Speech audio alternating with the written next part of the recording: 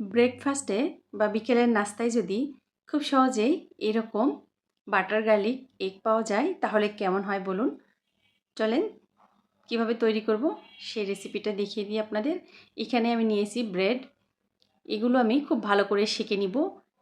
চাইলে এখানে একটু ঘি বা তেল ব্রাশ করে নিতে পারেন, আমি এটা এমনি এমনি সেঁকে নিলাম। আর এখানে নিয়েছি 2টা ডিম, ডিমে দিয়ে দিলাম সাদা গোলমরিচের গুঁড়া আর লবণ, এটা ভালো করে ফেটিয়ে এক সাইডে রেখে দিব।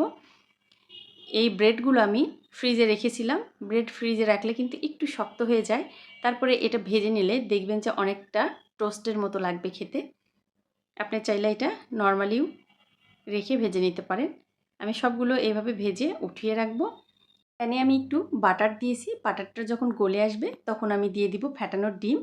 ডিমটা যখন হালকা একটু গরম হয়ে আসবে তারপরে পেঁচলা দিয়ে ডিমগুলো আমি একটু নেড়ে নিব। এখানে চাইলে ডিমের পরিমাণটা একটু আপনি বাড়িয়ে নিতে পারেন। আমি ডিমগুলো ভেজে এই প্যান থেকে উঠিয়ে রাখবো। খুব সুন্দর করে এটা কিন্তু আমি ভেজে নিলাম। ওই প্যানেই আমি দিয়ে দিব আর একটু বাটার দিয়ে এখানে দিয়ে দিব আমি বেশ কিছুটা রসুন কুচি করে এটা আমি হামানদিস্তায় একটু থেতলিয়ে নিয়েছি। এই রসুনটা খুব সুন্দর করে বাটারের সঙ্গে ভেজে নিব। রসুনের যখন সুন্দর একটা কালার চলে আসবে আর একটা সুন্দর স্মেলও বের হবে তখন এখানে দিয়ে দিব আমি অরিগ্যানো।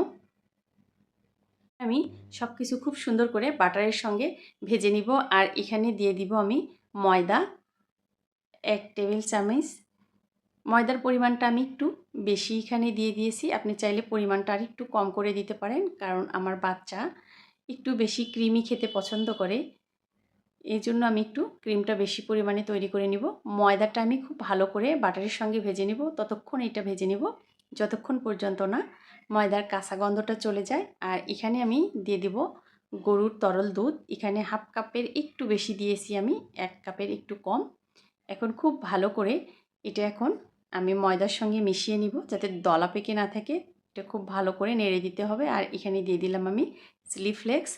সব কিছু খুব ভালো করে এখানে মিশিয়ে নিব। যখন একটু ক্রিমি ভাব চলে আসবে তখন এখানে দিয়ে দিব ভেজে রাখা ডিমটা দিয়ে খুব ভালো করে মিশিয়ে নিব।